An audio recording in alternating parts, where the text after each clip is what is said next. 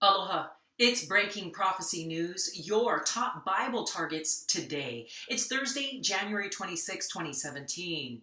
Top news, Mexico's President Enrique Peña Nieto is canceling a meeting with President Trump. The two leaders planned a summit in Washington next week, but have been squabbling about Trump's border wall. Trump tweeted today that Mexico's president should cancel the meeting if he's unwilling to talk about paying for the wall.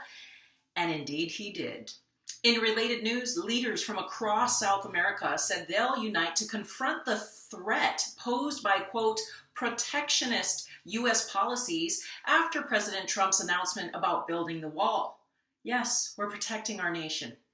Meanwhile, mayors of so-called sanctuary cities, sanctuaries for criminals and illegals and not safe for U.S. citizens, across the United States, the mayors are vowing to fight President's move to cut federal funding from New York to LA. They say they won't be forced to change their policies. The executive order Trump signed yesterday says cities and counties that refuse to cooperate are not eligible for federal funds.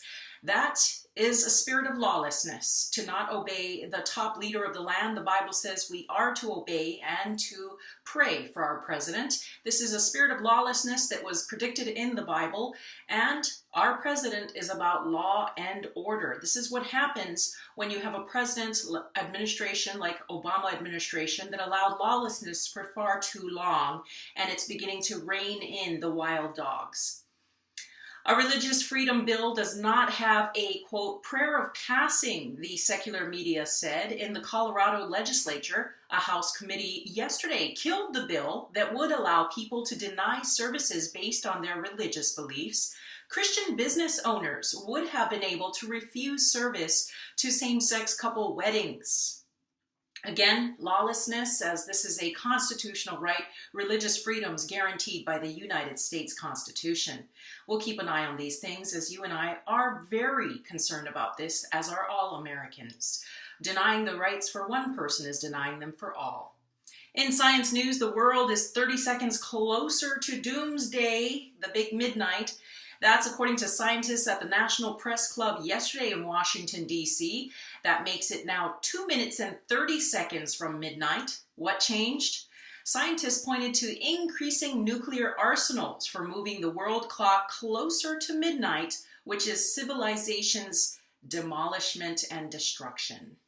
In money news, share prices surged Wednesday for U.S. companies that could benefit from Trump's border wall and his approval of the energy pipeline expansion. Finally, good news.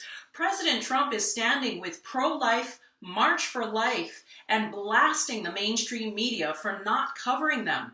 In a primetime interview Wednesday on ABC News, Trump was asked if he could hear the pro-abortion Women's March from the White House and said no.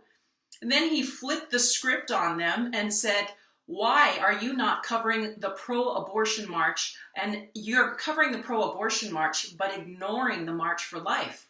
According to LifeSite News, that's your source if you want to get more, LifeSite News, a recent study by Newsbusters revealed the networks covered the 2017 pro-abortion march 129 times more than the 2016 March for Life.